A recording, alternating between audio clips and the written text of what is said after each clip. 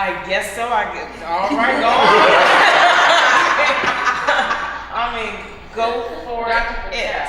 Patel aroused my interest, first of all, because she has moved around the globe.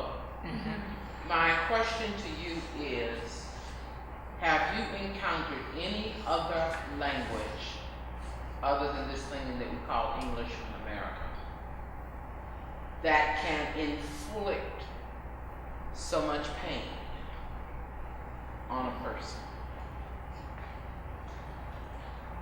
I am going to say, I'm going to share, and I'm also multilingual, right? I'm going to share that I've seen language used to inflict a lot of pain. So for example, I was born in the city of Ahmedabad, which is about 8 hours west of the Pakistan border in India, where there's a lot of violence between Hindus and Muslims and competition, over space. And in this organization, the Hindus are largely oppressing the Muslims because the Muslims are a minority and are much more poverty-stricken in proportion to how many Muslims there are. That being said, the kind of rhetoric, right, that's spewed, the anti-Islam, anti-Muslim rhetoric that's spewed by the Hindu nationalist government, the language has the power to shape meaning in children, for example, and in that way pain and violence and suffering and inequality is reproduced through generations, right, through meaning. That being said, being able to speak U.S. English, this variety of English, it's such a privilege in this world, in the sense that people seek it. They have classes to stamp out one's accent, in India, right? Indians speak sometimes better English than I do, because they study it and they studied it in this British, standard English, and, but they have these courses to stamp out their accent. So, while on the one hand, I'm going to answer your question by saying I have seen other languages create or have the power to contribute to violence and pain, but there's something about the value of American English, the way we speak, that is coveted around the world, and creates a kind of insecurity as well as economic differences that are profound. I wanted to just make a couple of points on that. I've not traveled a lot, but I've traveled, I think, enough to know that when I go somewhere else, everybody from lower working class right on up have multiple language. They understand multiple language, and almost everybody understands English. And you never feel, I feel like an ugly American going into somebody else's country and not sometimes even knowing the simplest of the language, but having this expectation that they should know my language, that's one point. The other point, as you were just kind of talking about yourself, I thought immediately of, make America great again. Language that in and of itself doesn't have a whole lot of obvious hate in it, and yet, looking around this table, a whole lot of people as Trump's period of time, president-elect. I hear the president of the United States is only referring to him as president-elect, so I'm going to try to do that. But the president-elect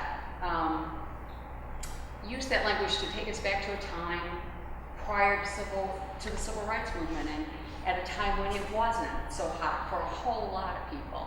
And so I think we're a mean species across the world, but I think we use language in such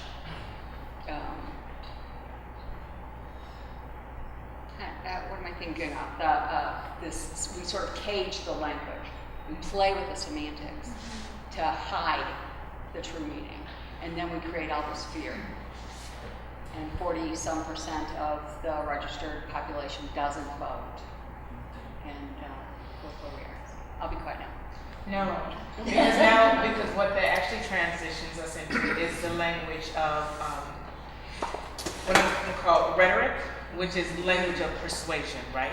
And how we use rhetoric and words to persuade and to shift the dynamics so that we can have a language that causes people to fear and that allows people to act in ways that cause infliction. And so I think the question that I'm going to throw out there, since it's already put out there, and maybe I should say this before I throw out that first question, but now it's a different question based off of what I heard. I want you to, just some things that I heard specifically in the few people who shared. Language is living, how certain words land on folks. I don't want to label myself. Language is contextual. Language is in everything. Two different realities, two different worlds. Okay, I'm throwing based off of that, two different consciousness. Now I'm quoting certain people. I don't feel like a white person. POC, what is that? People of color, right? Language as power and what we value, and then tonality. And so those are some of the things that I heard, which makes me wonder, what is language of hate? Is such a strong word. I don't know. Yeah, but it's there. So I don't know if there's something that is, something. But like before we get to hate, if there's something that is lighter. Well, in PR we call it spin. Spin. You put manipulation. You put a What's that for me? What's your spin? No, I Manipulation. Manipulation. So maybe then let's just go all in. What does it mean to understand the language of hate? What is that? What is the language of hate? And for anybody who chooses to share, if you could also say your name. That's majorly important. The language of hate. I'm Mary Covington. All right. Donna's neighbor. Okay. And a Unity minister. Born in Mississippi. Partially raised there. Well, we're experts on hate down here.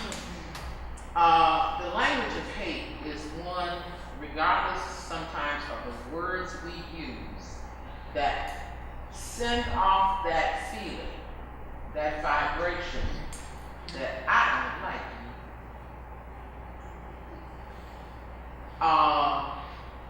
I remember as a child going down the street to visit a former employer of my mother. And this young white boy on the other side of the street following me. And his language became, it was milk chocolate, but it was the way he said it. So you're talking about tone. Yeah, tone. Right. Right. Well, I felt I had to defend myself from the other side of the street. And the only thing I could think of was to call him a soda cracker. He didn't get it. I think he got it. Because we're talking about, and the coloration, okay? We get into the language of hate, which has been brought into certain races by the tone of which we label our child. You're black. You're brown.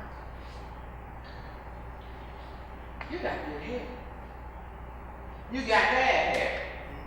Come here, let me touch up them edges. Well, the truth of the matter is, as an old minister told me years ago, the only bad hair is when you have no hair.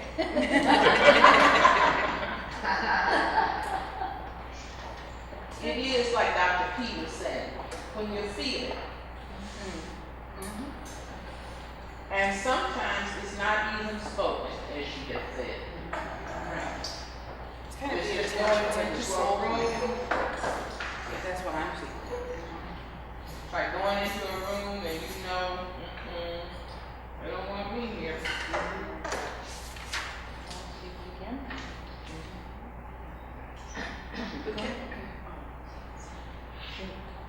I saw, you wanna I share? didn't talk about underneath what's down there Mm-hmm. rises up to the surface, and I just thought, first thing that came to me is, in your personal relationship, when somebody lets you know that your opinions and your feelings don't matter. You know, and then from there it goes to disrespect, and from there. So I wonder, how do they let you know that? Because you talked about the tone. Because the minute you said milk chocolate, I say that all day in class. I was like, really, I'm not black. I'm pretty milk chocolate on a good day, right? Right? And I'm just like, I'm dark chocolate when I hang out in the sun. And then I'm smiling and people know. That we consider chocolate good. Right. But I would arguably say that even if I'm among, across the board, a different race, we could talk about how that's construction, but you know, but a different race, even in the way that I say milk chocolate, they know that Traci does not mean something negative. Even so I'm wondering, how do we know when it's negative? Like, how do we? And I felt like you were gonna go in. You just did it yourself. A minute ago you said, I milk chocolate on a good day.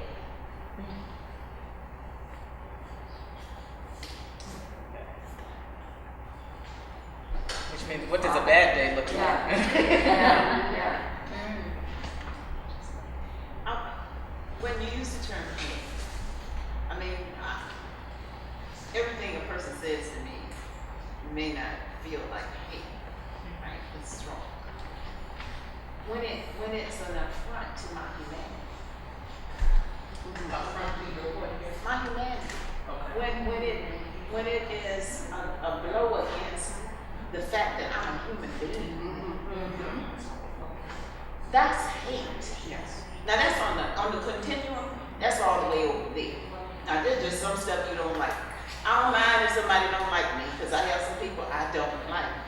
But when it's an affront to my humanity, when you no longer see the fact that I'm a human being and you treat me below that standard, that's hate. Burning a cross on my yard, that's a hate crime. It's been classified as a hate crime. Some people may not even see it as a hate crime, but what are you saying to me when you burn a cross on my yard? You're less than human. That's what they're saying. It's determined to be a threat to your life, to your safety, that's why it's against the law. Yeah, I just want to add to that as well. Just thinking like on my own experiences and my community experiences, and I'm pretty sure these experiences are relatable to any marginalized person, but like little things like the CVE program, which is the Countering Violent Extremism program, where, you know, the government plans people to, you know, keep an eye on this community, you know, keep an eye on Muslim Americans, Arab Americans, for any suspicious activity. And I mean, that alone just says point blank, you know, you are guilty until proven innocent, and we're already painted in that, with that brush. And then when you say that you need Muslim Americans to register in some type of system, what does that say? Why do we need to be in a system? I mean, because some acts of terrorism have been done in the name of Islam. America terrorizes everything. I mean, Yeah. you're shooting on a regular black men on the street. So let's look at, I'm sorry, Jim. No, Let's look at Catholicism and the terrorism and Yes. I mean, historically, most religions Yeah. can be linked to some kind of violence.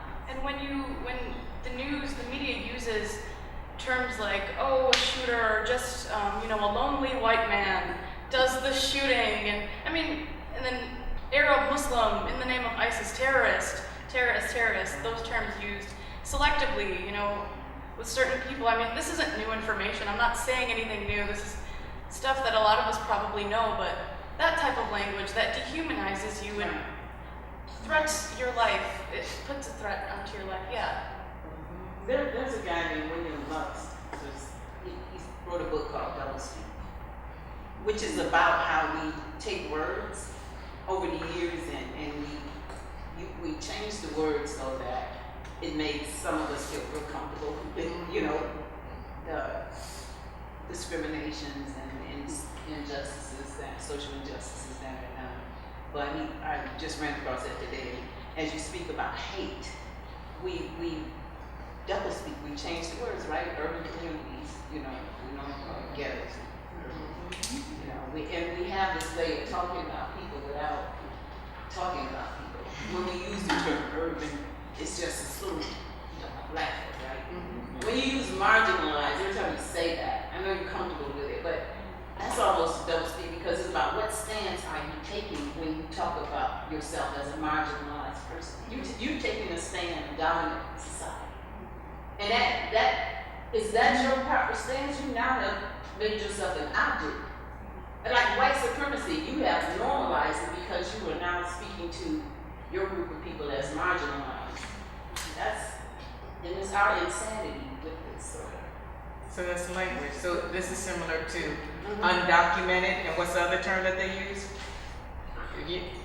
A certain group will say undocumented, Right. and the other side of the coin is to say what? Illegal. Right. So the notion of how we use language. I was sitting here thinking about two things with Linda. How ironic she used the same terminology that we as black people had to use 30 years ago. We still use it, right? Well, I know, but we kind of feel that it came into being around what we were going through, especially with Dr. King and the Black Panthers. And then now, oh, well, we got this vocabulary we can pull out and use with them. But it was used with the Irish and the Italians at one time. I mean, it's just, there's always this group that it's defined. The ones at America the needs a bottom of the scapegoat. So does that mean there's something in the DNA of people in this country? I don't know, I think it would be worldwide. I have seen this, not just here in the US, but from friends across the world. Yeah. Where they've talked about marginalizations as people there and have dealt with things like this too. They have their similar language and sometimes the same exact language, just in their native language. And I find too, the second thing I was observing this weekend, and I guess in my own way I was speaking out. My secretary phone died, and I had to go to Verizon Sunday. Well, Verizon has this system when you come in the door, what's your name, what's your, blah, blah, blah. We will be with you as soon as possible. So I went and sat down. And when it was my turn, the young man came directly to me. I'm looking around the entire office. Ooh, a lot of people in here. How did you know it was me? Oh, there's a description of you on the system. What is that? Yeah. And did you know until that very moment? No, Oh. because I was so So they immediately labeled you. programmed that they were going to call me by my first name, which I have a problem with in business situations anyway. But here he comes directly up to me, and I said, "So what is on there?" He said, "The lady in the long tan coat," which was his way. But I don't know if there wasn't something else on there.